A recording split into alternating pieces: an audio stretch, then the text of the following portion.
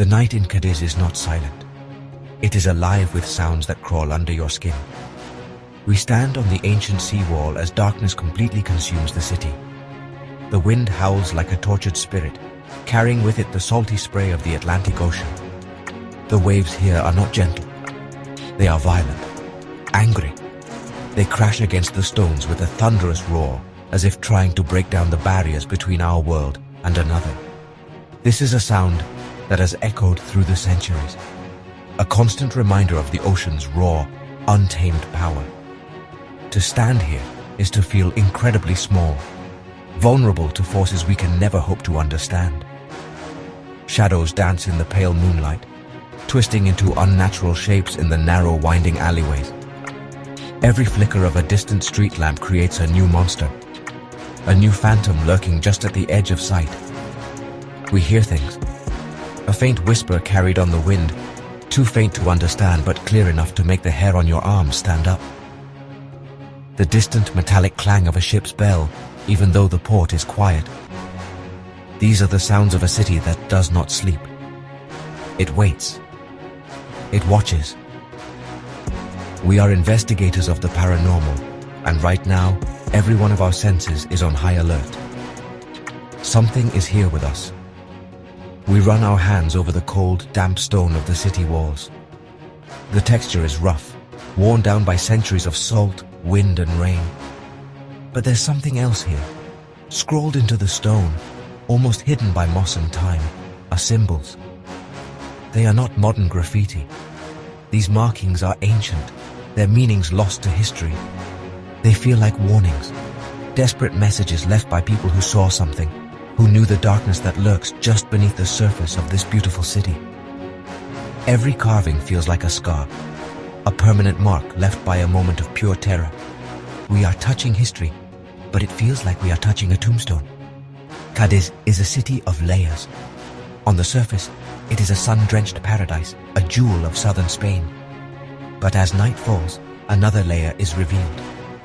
A darker, more sinister identity emerges from the shadows. This is a place built on secrets, a city whose foundations are steeped in tragedy and mystery.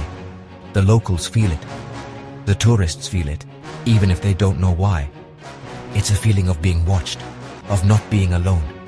We came here to find answers, to connect with the spirits trapped within these ancient walls. We want to understand what makes this city a beacon for paranormal activity. And tonight, the city is already speaking to us. This city is beautiful, but its beauty hides a deep and painful history. Cadiz is not just old, it is ancient, one of the oldest cities in Western Europe. And with that great age comes a legacy of immense suffering. We are talking about a history marked by brutal sieges, devastating plagues and catastrophic disasters that have left an indelible spiritual stain on the very ground we walk on. Every stone, every building, every narrow street seems to hold the residual energy of centuries of human emotion. The joy, the sorrow, the fear, it's all trapped here, replaying over and over again like a ghostly echo that never fades.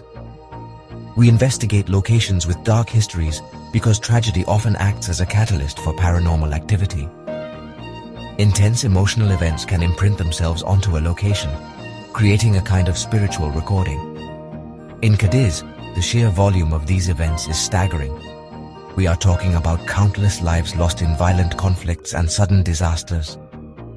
People who died in fear and confusion. Disappearances at sea that have never been explained. These are not just stories in a history book. They are the sources of the restless energy that permeates this city. The spirits here have stories to tell, and they are stories of pain. The city's relationship with the sea is one of both life and death. The Atlantic has provided Cadiz with wealth and trade for millennia, but it has also been a source of immense danger and unspeakable loss. Sailors would leave this port and never return, their ships swallowed by the vast, unforgiving ocean. Families would wait on these shores, staring out at the horizon for a ship that would never appear. That kind of profound grief, that unending sense of loss, doesn't just disappear. It seeps into the environment, charging the atmosphere with a heavy, sorrowful energy that you can still feel today. We believe that Cadiz is a massive trigger object. The entire city is a container for the spiritual energy of all the souls who have lived and died here. It's a place where the veil between our world and the spirit world is incredibly thin. The secrets here are not just buried in the ground. They are whispered on the sea breeze and hidden in the shadows of the old town. Disasters, disappearances, and ancient curses. They are all part of the fabric of Cadiz. Our mission is to pull on those threads, to uncover the truth behind the legends, and to give a voice to the spirits who are still crying out from the darkness. On November 1st, 1755, an unimaginable catastrophe struck this city. A massive earthquake, its epicenter far out in the Atlantic, sent a series of monstrous waves hurtling toward the coast of Iberia. Cadiz, a city surrounded by water, was directly in the path of destruction. Eyewitness accounts from the time describe a scene of pure chaos and terror. The sea first receded unnaturally far, exposing the seabed in a sinister omen. Then it returned with apocalyptic force. A wall of water, said to be over 60 feet high, slammed into the city, smashing through its formidable sea walls as if they were made of sand. The devastation was absolute. The waves surged through the lower parts of the city, sweeping away people, animals, and entire buildings in its powerful current. The screams of the terrified citizens were drowned out by the roar of the ocean. It was an event of such magnitude that it left a deep psychological scar on the consciousness of Cadiz, a scar that we believe has a paranormal dimension. When so many lives are extinguished at once in a state of pure fear and panic, it creates a massive surge of spiritual energy. That energy gets trapped, bound to the location where the tragedy occurred. Even today there are stories. People walking along the coast at dusk have reported hearing the faint, disembodied screams of a crowd, carried on the wind. Others have seen strange, shimmering mists rolling in from the sea, even on clear nights, taking on vaguely human forms before dissipating. We believe these are the echoes of the 1755 tsunami. The event was so traumatic, so powerful, that it imprinted itself onto the environment. The spirits of those who perished are still reliving their final, terrifying moments, trapped in a loop of fear and confusion. They are the tsunami's ghostly tide, forever washing up on the shores of Cadiz. We set up our equipment along the Campo del Sur, the very coastline that was battered by the wave. We want to see if we can capture evidence of this lingering trauma. As we use our EVP recorders, we ask, "What happened here? Tell us your story." The air grows cold, and our EMF meters begin to spike erratically. This is the energy we are looking for, the raw, emotional residue of a citywide tragedy. The 1755 tsunami was not just a historical event. For the spirits of Cadiz, it is a horror that has never ended. We are here to document their story and prove that its ghostly legacy is real. The mysteries of Cadiz are not confined to its ancient past. The waters off this coast are notorious, a place sailors have long regarded with a mixture of respect and fear. For centuries, this stretch of the Atlantic has been a graveyard for ships. But we are not just talking about shipwrecks caused by storms or navigational errors. We are investigating a more sinister phenomenon, ships that have vanished without a trace. Large cargo vessels, fully crewed and equipped with modern technology, have sailed into these waters and simply disappeared from existence. No wreckage, no distress calls, no oil slicks, just gone. One of the most chilling cases is that of the SS Cyclops, a massive US Navy cargo ship that vanished in this region in 1918. It was a huge vessel, over 540 feet long, with 306 people on board. It left Barbados and was never seen again. While its disappearance is often associated with the Bermuda Triangle, its route took it through the treacherous waters of the Atlantic near the Azores and the Iberian coast, an area with its own dark reputation. This is just one of many. Local maritime archives are filled with reports of smaller merchant ships and fishing boats that have met the same inexplicable fate near Cadiz over the years. What could cause a massive steel ship to vanish? We have spoken to maritime historians and local fishermen, and their theories range from sudden, undiscovered geological events on the seafloor to encounters with rogue waves of unimaginable size. But some of the older locals whisper of something else. They talk about a wrongness in the water here, a feeling that the sea itself is hungry. They speak of strange lights seen above the waves on moonless nights and compasses that spin wildly for no reason. These are not just sailors' yarns. They are consistent reports from credible witnesses spanning decades. This pattern of disappearances points to something more than just bad luck or harsh weather. It suggests an unknown force at play, a paranormal vortex or a localized anomaly that has been active for centuries. Could these vanishing ships be connected to the other dark legends of Cadiz? Is there something ancient and powerful lying on the seabed? An energy source that interferes with both old and modern vessels? The idea is incredible, but the evidence is compelling. The sea off Cadiz holds a dark secret, and it has been claiming victims for a very long time. Our investigation must now look beneath the waves. Section 5. San Sebastian's Cursed Fortress. Sticking out into the Atlantic like a stone finger is San Sebastián Castle. This place is, well, intimidating. It's connected to the city by a long, narrow causeway, completely surrounded by the violent sea. Its history is long and brutal. It was built on the site of an ancient Phoenician temple, a place of old gods and forgotten rituals. Over the centuries, it has been a fortress, a military prison, and a quarantine hospital. Every stone in this castle has absorbed pain, isolation, and death. As we walk the causeway towards it, the feeling of dread is overwhelming. The air gets heavy, and the temperature drops. This place does not want us here. The castle is infamous for its dark history as a prison. During Spain's most turbulent political periods, enemies of the state were locked away in its damp, lightless dungeons. Many were tortured.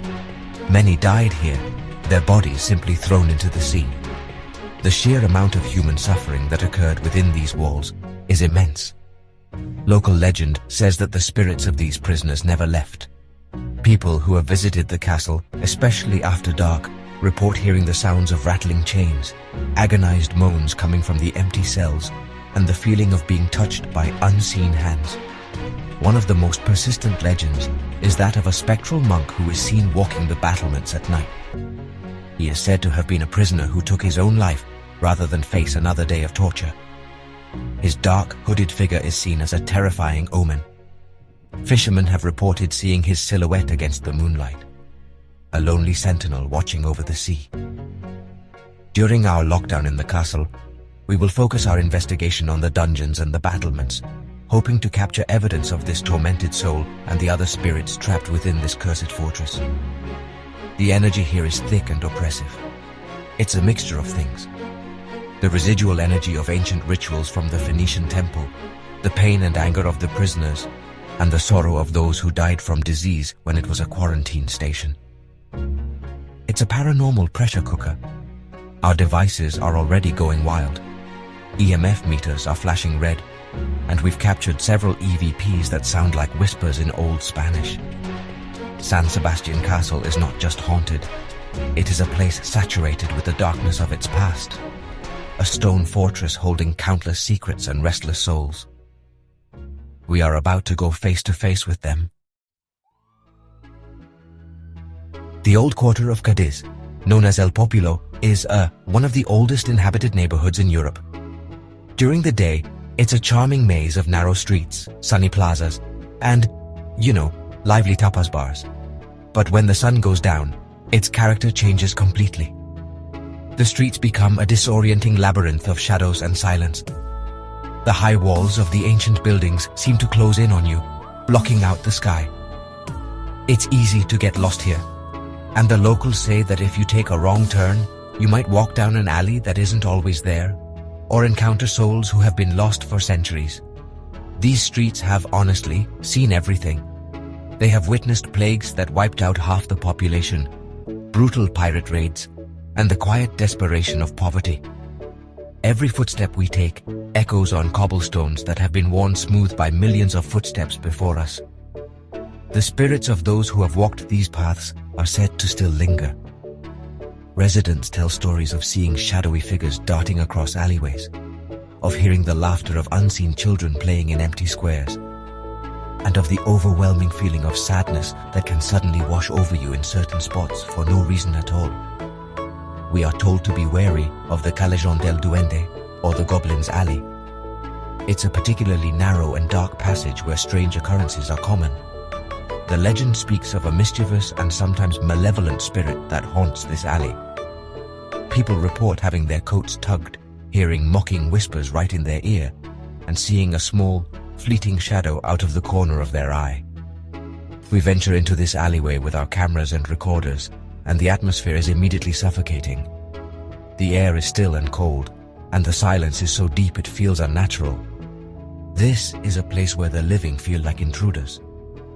As we conduct our investigation, we capture a clear EVP, a woman's voice, whispering one word, "Ayúdame, help me." The voice is filled with sorrow and desperation. Who is this spirit? Is she one of the many victims of the city's tragic past? A plague victim?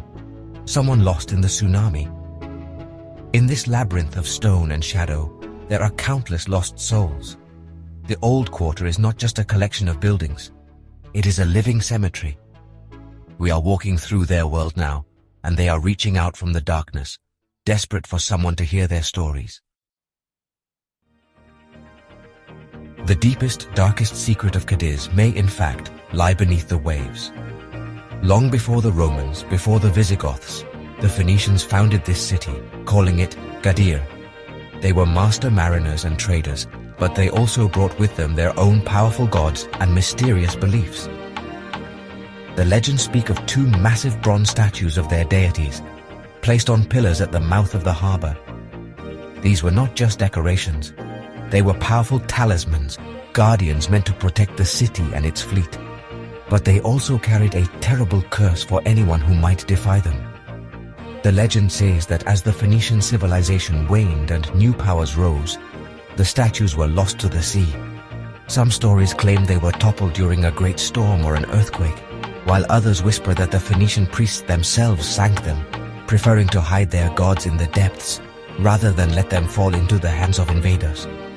Whatever the cause, the legend insists that the statues now lie on the ocean floor, their divine power twisted into a curse. They no longer protect the city. Instead, they lure ships to their doom, claiming them for the forgotten gods who sleep in the abyss. This Phoenician curse could be the key that connects all the paranormal phenomena in Cadiz. The vanishing ships, the strange lights on the water, the unsettling feeling that haunts the coastline. Could it all be emanating from these sunken artifacts? An ancient power, angry at being forgotten, projecting its energy from the seafloor. It's an incredible theory, but it fits the evidence. The area where the ships disappear is the same area where the statues were said to have stood guard. It's as if the guardians have become predators, pulling vessels down into their watery graves. We believe this is more than just a myth. Ancient curses are often tied to powerful objects and intense beliefs. The collective psychic energy of the Phoenician people, focused on these statues for centuries, could have created something real and lasting. An energy that now lies dormant, but active, in the depths off the coast of Cadiz. The curse of the sunken gods is not just a story to scare children. It could be the source of the darkness that plagues this city. We must find out if these statues are really down there. The truth is waiting to be discovered in the cold, dark water. To understand the soul of a city, you must speak to those who have lived in it the longest. We arranged a meeting with an old man named 𝕊𝕦𝕓𝕖, whose family has lived in the El Populo quarter for generations. He is in his late 80s, his face a roadmap of wrinkles, and his eyes hold a deep wisdom mixed with a profound fear. We meet him in a small, dimly lit tavern, away from the prying ears of tourists. We want to ask him about the legends, about the curse, about the things he has seen. His hands tremble slightly as he holds his small glass of sherry. At first, he is reluctant to speak. He tells us that some things are best left undisturbed. He says that to speak of the old powers is to invite their attention. But as we explain our mission, to understand, not to exploit, he begins to open up. but only in riddles and warnings. He never mentions the curse directly, instead referring to it as la cosa de abajo, the thing from below. He tells us that his grandfather, a fisherman, would never cast his nets in a certain area offshore, no matter how plentiful the fish were. He called it mar maldito, the cursed sea.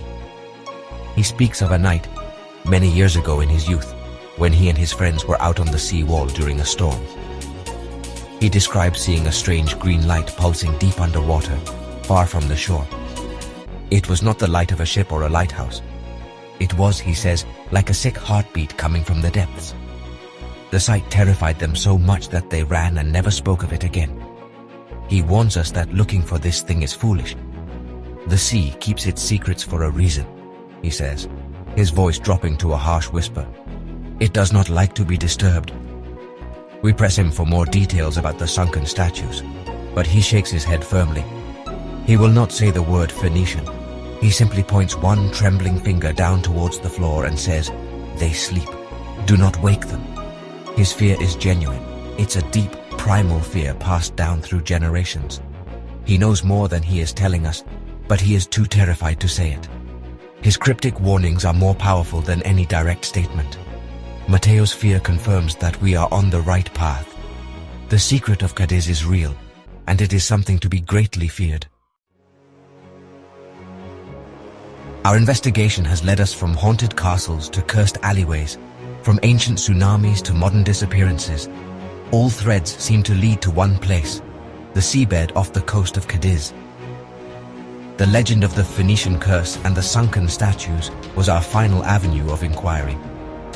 For weeks, we worked with maritime archaeologists and deep-sea diving teams, using advanced side-scan sonar to map the area where the statues were rumored to be. We were looking for something that history says shouldn't exist. And then, we found it. A shocking discovery that changes everything. Buried in a forgotten archive in Madrid, our research team uncovered a set of 16th century Spanish naval documents. They were letters from a captain to the king, describing a strange discovery. The captain wrote that his divers, while trying to salvage a wreck, had found two colossal heads of bronze, bearded and terrible to behold, resting on the seafloor. He described them as being of an ancient and pagan design. The document included a crude drawing that perfectly matched descriptions of Phoenician deities. This was the first piece of hard evidence. The legend was true. Armed with this historical account, our sonar team focused their search, and then they got a hit. A massive, non-ferrous metallic object partially buried in the sand in the exact area the Spanish captain had described. The shape was irregular, but it was enormous. We deployed a remotely operated vehicle with a high-definition camera to investigate. The footage that came back was, well, mind-blowing. Through the murky green water, we saw it, corroded and covered in centuries of marine growth, but unmistakable. The side of a colossal head, a bronze eye socket, a portion of a nose, and the unmistakable shape of a curled, stylized beard. This is the ultimate validation. The sunken gods of Cadiz are real. They are down there. This is not a legend, it's a reality. This discovery recontextualizes every strange event, every disappearance, every ghost story.